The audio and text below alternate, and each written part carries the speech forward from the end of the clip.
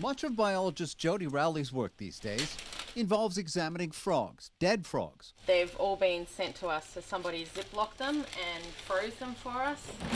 Hundreds of them stored in freezers at the Australian Museum, where Rowley is looking for clues. It was about May, June last year that I first realised that things weren't quite right in the frog world. About what's killing them. It was really infuriating at the time, really frustrating, because all these frogs were dying and we were in lockdown.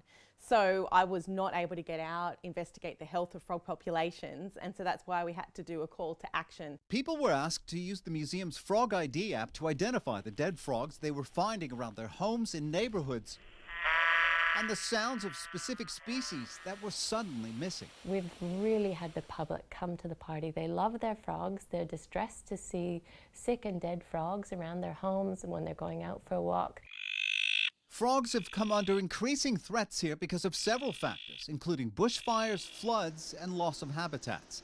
The mystery deaths are happening during the winter when frogs' immune systems slow down. More than 40 species have been impacted across the country. We certainly know that the sort of number one suspect, the amphibian chytrid fungus, is a part of it. So most of the frogs that people collected had the amphibian chytrid fungus on their skin.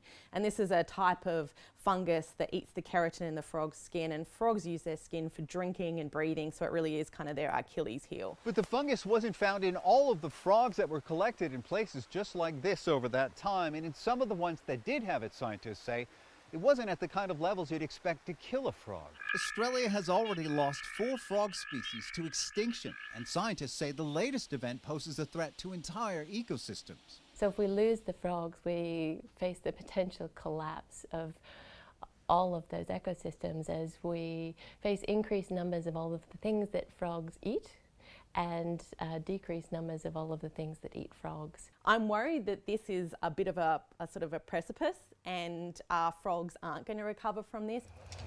Which is why Rowley, other scientists, and the public are working together to give these resilient creatures a chance to survive before it's too late.